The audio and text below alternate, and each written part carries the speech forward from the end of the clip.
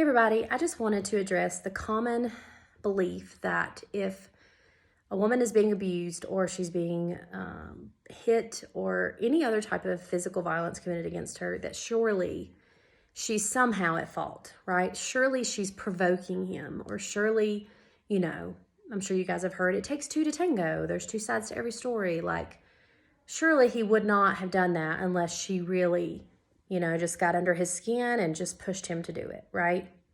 If I had a dime for every time I've heard that. Anyway, I just wanted to address that because I have been married for 14 years, and then we dated a year before we were married. And so 15 years we've been together, and we were friends for a few years before that. So I asked my husband, who has never hit me or made me feel scared of him or intimidated me or called me names or tried to financially control me or emotionally abuse me, has never done any of those things. I asked him, under what conditions or circumstances could he see himself hurting me, hitting me, pushing me, anything like that, degrading me, calling me names, and he couldn't think of any. And let me just say, my husband is not a passive man. Growing up, before he was a Christian, he got in fights in school. He's very blunt and direct and opinionated and confrontational. He's not a passive person, is my point. And so he said maybe if I was trying to kill him, maybe he would push me, like if I had a gun and was trying to kill him, he would push me off of him or try to disarm me, obviously.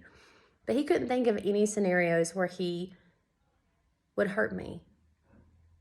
And I'm not always what I should be. I'm not perfect, right? I'm not some perfectly just quiet, submissive wife all the time. I try to be biblical, I try to be godly, but I know that I fall short. And so when we keep telling women, if you were just more submissive, if you were just more respectful, he wouldn't do those things. Just know that I have a sassy streak in me.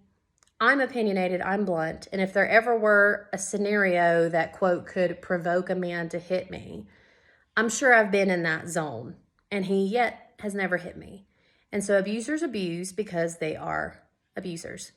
I know it's hard for us to accept that. We want to think the best of people. We want to think that, surely that two people are both equally at fault, but that's just not the fact of the matter. There's a victim and there's a perpetrator when it comes to abusive dynamics. And so there's nothing you can do to make a non-abusive person abuse.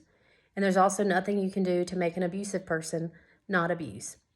And so just know that if I can't make my husband hurt me, no matter how hard I try, he can't even think of a scenario where he would try to hurt me, then that means that he's totally 100% in control of his own actions. And so I just wanted to debunk that myth right there. And so there's no circumstance in which a man, or I know women can be abusers too, but I'm just talking to a specific audience.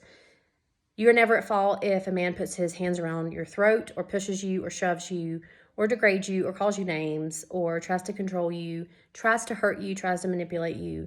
You're never at fault for that. They are 100%.